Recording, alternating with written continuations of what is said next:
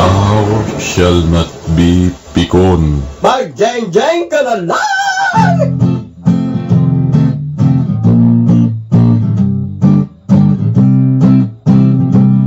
Hey! Eto na!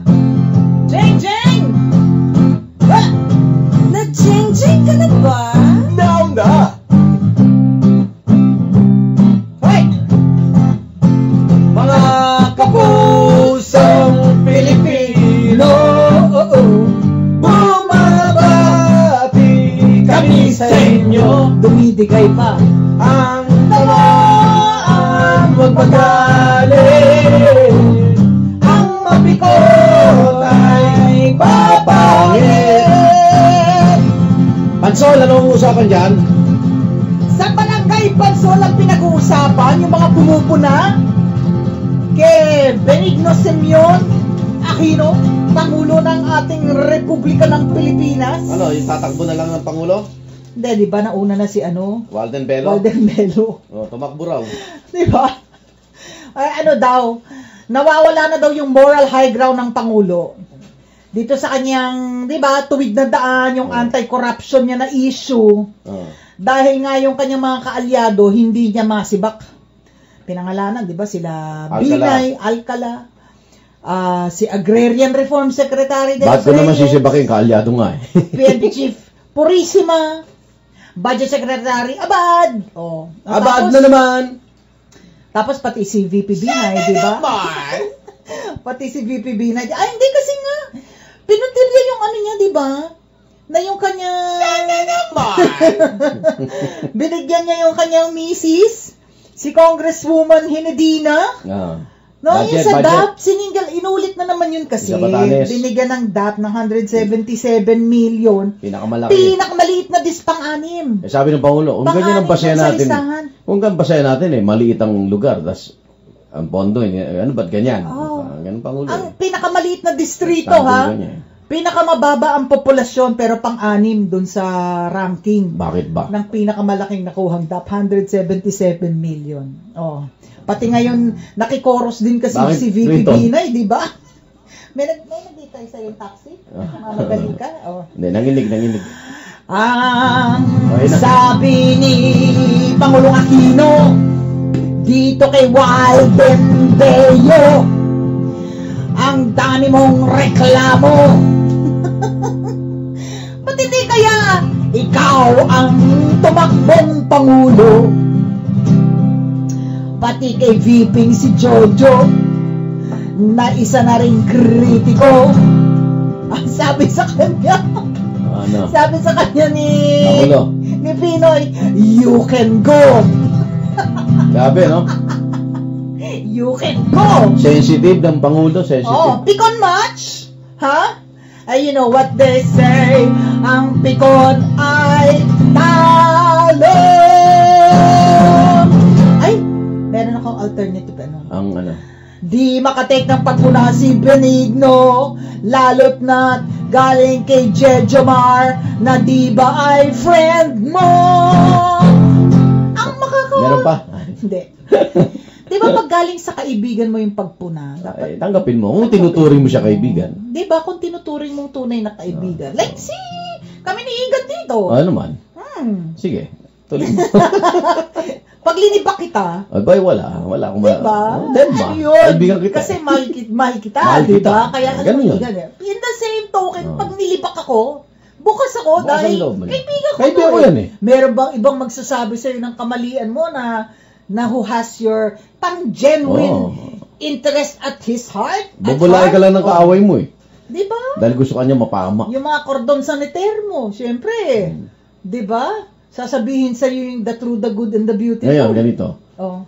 Paano mo naman ikukumpara yung pagiging magkaibigan ni Pinoy kay Abad? Ayan. Bakit ba yun sa sunglasses na yun parang may kausap akong bangaw? Ikaw yun. Nakikita mo ba sarili mo? Alam niyo yung aviator na mirror, yun, ganyan, may mirror ba? Ikaw nga, pag naaganito ka, hindi naman kita, dahil kahit mahal kita.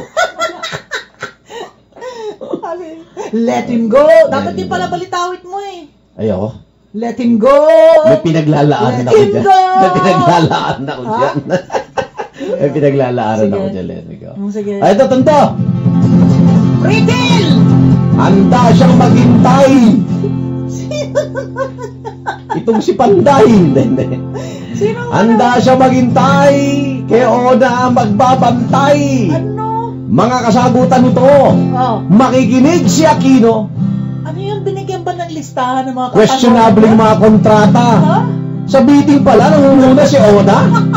Kaya ang tanong ni Pangulo, Oh. siya ba'y health secretary o isang kontatrista? Talaga? Kontatista? Paliwanag mo yan. Hindi, marami lalo yung sa bakuna. Oh, vaccination. Oo, Oh. questionable. Si Oda pala lahat ng Ang nabasa nangunguna ko, sa bidding. ang nabasa ko, ang dami niyang katanungan ni Pangulong Aquino Oo, para pati kay dun Health sa Secretary Ona. RITM. So, binigay niya yung listahan ng mga katanungan na dapat mga sagutin Hindi masagot. tungkol sa status ng mga proyekto ng Department of Health. Tapos binigyan siya ng 1 buwan. Hindi niya masagot. Hindi. Kaya nga on leave. Hindi. Kaya Palusot, on leave si Secretary Ona. palusot na lang yun. Parang, ito ha. Ito yung mga katanungan ko Eh, sa'yo. bakit hindi- Nakasulat dyan, may 1 buwan ka para sagutin. Bakit yan. hindi tumugma kay Yusek Garin? O bakit? Kasi na-allergy siya sa kanyang tina sa buhok. Oo nga. Yan ang sabi niya noon. No? Wag ka na pong Nakita, magtina. sino bang nakakita kanina? Ini-interview ni Joel Sobel. Sino? Sino na, si Carlo Mateo? Kay Hindi Ona? hindi ba niya napansin na may allergy nga sa tina? Napag-usapan tuloy Hindi, ng... nakaputi yun eh. Puti buhok nun eh. Kay malay mo, tinitina nga niya. May tinang puti? Hindi. Hindi ko nakita Kaya na. kanina ang tanong ni Joel Sobel, nakikita mo ba si Health Secretary Ona, may mga rashes ba? Doon sa, meron talagang ano ha. Meron ba? May ano? Kulay brown na ang ngayon, hair. oo. Aba. Nakakaano ba yun? Sa mga nagtitina, nakakaano ba yun? Allergy? Meron talagang ano ha. Eh di wag niya, may herbal, di ba? Oo, yung herbal dapat na gamitin Herbal. niya, yung natural. Hindi na lang siya mag-henna. Hindi lang siya mag-wig. Ganun ba? Mag-jobos. Ba't di mo nalagay si Pinoy? Ilang pakialam. Ito naman. Di ba? Ilang Tingin pakialam, mo basta siya Pangulo. Tingin mo si Tapos, Pinoy hindi pa nagtitina? titina pa ba yun? Hindi, ibig sabihin, di ba? Ano Ayoko ba? na. Change topic. Ayoko na. Ano ba? Titina mo ba yun? I want to be... Inumpisahan mo, tapusin mo I yan. want to be kind today. Oo naman. You want to be kind. Wala nang titinat eh. Gusto mo magtina. Balitawin na tayo. Okay ka na? May isa ka pa? Teka, titingnan ko. Natapos ko ba? Wala na, natapos mo na. Balitawin tayo. Awit, ito yung pinasikat na awit ni Don Manolo. Don McLean. Meron ako! Di siya. Maganda nga pag-usapan ito eh. Kausapin kaya natin mamaya. Sabi mo kay Nico. Nico? Kausapin kaya natin si Congressman Roman Romulo. Na-monitor ko kanina si Maring Wing. May panukalang bata si Roman Romulo. Naku, Gladiator. Ito magugustuhan nyo to. Ano? Pag di ka nakapag-liquidate ng cash advance mo, Ano, no? pag hindi, yung mga opisyal ng gobyerno, Oo. kapag hindi nakapag-liquidate ng cash advance mo, prima facie evidence, ha? Oh, Na malamang binulsa. Ano yan? Binulsa, kinamkam, ninenok mo. Ha? Prima facie evidence. Ibig sabihin nun, malamang sa malamang, ninakaw mo hanggat hindi mo mapatunayan on the contrary, na hindi mo ninakaw. No. Pinakakasuhan na sa ombudsman. Itong pinagmula nun. Pinakakasuhan na sa ombudsman, 100 na opisyal, empleyado ng pamahalaan. Alam mo magkano ang unliquidated? Magkano? 5 bilyong piso! Yung ba yung lima yan, di ba? 5 billion as in baboy. Wow. 5 bilyong piso pera ng bayan. Kinamal ng mga swapang na yan. Wakaw. Diba? Swapang cute pa yun. Hindi, alam mo, pangkaraniwan yun, diba? Hindi sila nagliliquidate. Magdaang milyon swapang. Ngayon, Sino ba yung 5 yan? Mga ano pa rin yan? Sino Hindi, yan? 5 bilyon. 5 bilyon. Na mga kasama din mga executives ng GOCCs. Ganun. Ha? Alam ko may pangalan ng government So official. ngayon, dun sa kanyang panukalang batas, House Bill number May Roman Romulo. 1287, Kapag hindi ka nag-liquidate ng cash advance mo, prima facie evidence na ng embezzlement. Kaya ang ombudsman, pwede ka nang sampahan ng criminal charge for malversation of funds. Ganda, di ba?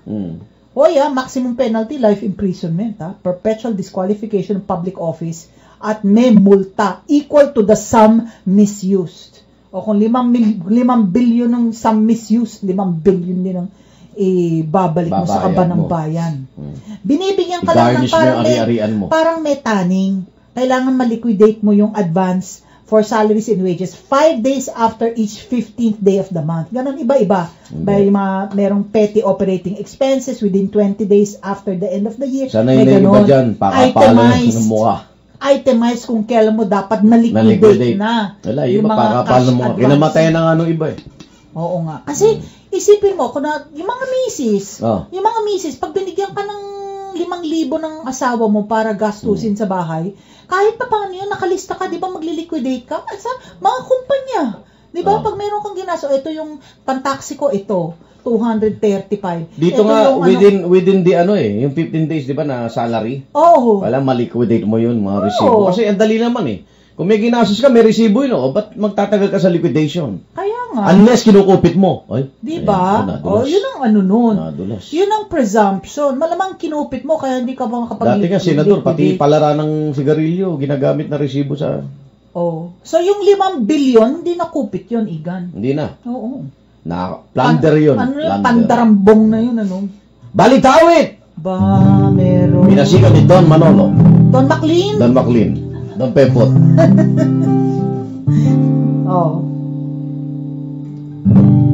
A long time ago,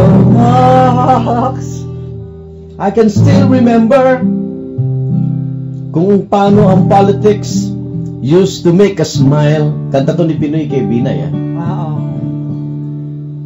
Bagsak. At ngayong mayroon ng chance that I could make Mr. Rojas dance. And maybe he'd be happy for a while. For a while. Di ba mali English?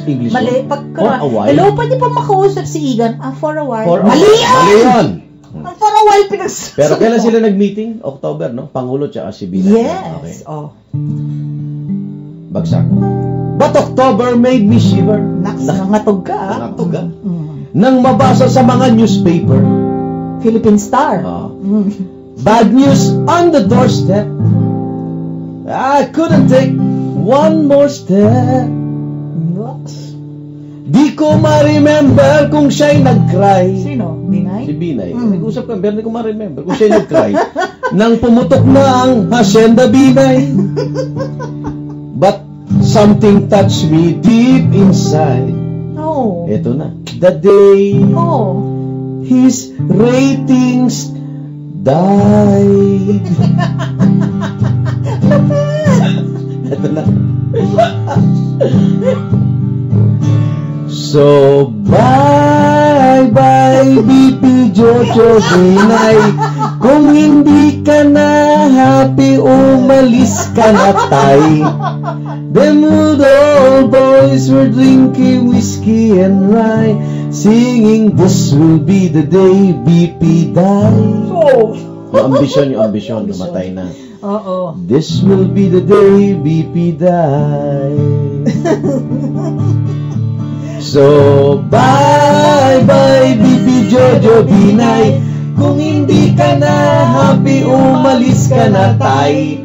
Them good old boys were drinking whiskey and rye, singing, this will be the day BP died. Yung ambisyon sa pagkapangulo.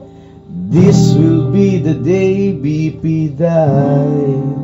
Naku, alam nyo, may part 2 po ito. Kasi, nung unang araw sa Senado, ang daldal ni Antonio, sinundan pa siya ni Coco at Cayetano. Nandun ang mga abogado, ang usapan ay building to. Nabasa ay ni Coco. Umatin pa si Mayor John. Ang sabi niya, ito ay world class doon. Pero, hindi na siya umulit. Biglang dumating si Vice Mayor. Ang dami nang dinaldal nito. Dating kasabwat ngayon ay whistleblower. So, bye-bye BP Jojo Binay. Kung hindi ka na happy, umalis ka na tay. Them good old boys were drinking whiskey and rye, singing this will be the day BP die. Yung kanya ambisyon. This will be the day BP die. Ngayon ikalawang linggo ng Senado. Tama na! Ano ka ba? Eto na naman si Mercado. May dala-dalang 3 bag ito. Pero nang tanungin niya ba yung bag, ang sabi niya hindi, kamukha lang.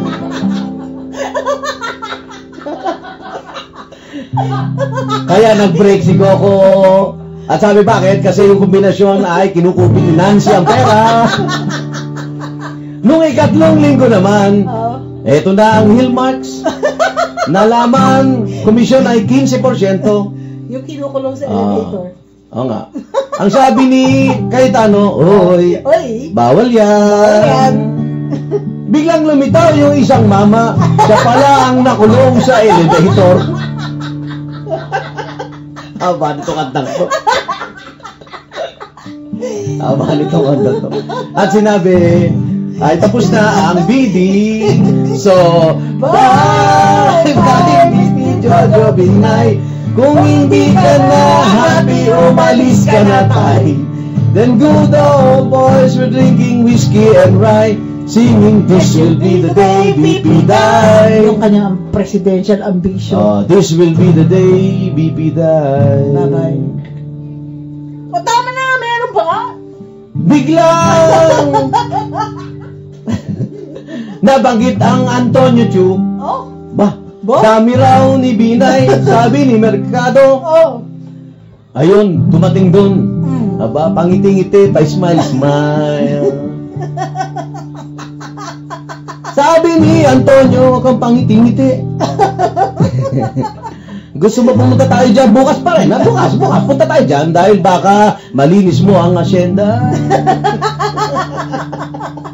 Our place in Batangas. Our place in Batangas. Huling araw, si Raisa Robles. Yan. Tinape niya pala ang interview. Ang pinag-uusapan pala ay ibang ari-arian. Alfonso. May Alfonso pa pala. Nagalit na si BP Binay nang ang bunso niyang IG Instagram ay patunay our place in Batangas. Saya. So, sa Webes uli ay may hearing. Mother na to ng committee. Ayan. Napakinggan nyo na dito si TG. Ngayon, kung pupunta si BP, ewan natin.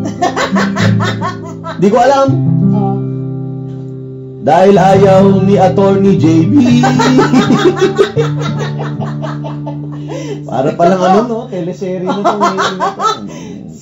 So, nakialam na si Mera Atienza. Sabi niya, Cayetano, sana may anak ka. Nadamay na yung anak ko. So, bye-bye, BP Jojo Binay. Kung hindi ka na happy, umalis ka na tay. And these old boys were drinking whiskey and rye, singing this will be the day BP die. Yung kanyang ambisyon. This will be the day BP die. Kung may oras pa, tutuloy ko to. Pero hindi na dahil alas 10:38. Marami pa naghihintay, gatos, bola, Mateo. Ang double A magbabalik. Sana nagusenyo ang balitawit. Bukas naman ay The Boxer. And this is the day. The music. Thank you. 10:39. Yesterday, today, and tomorrow. Chang Chang for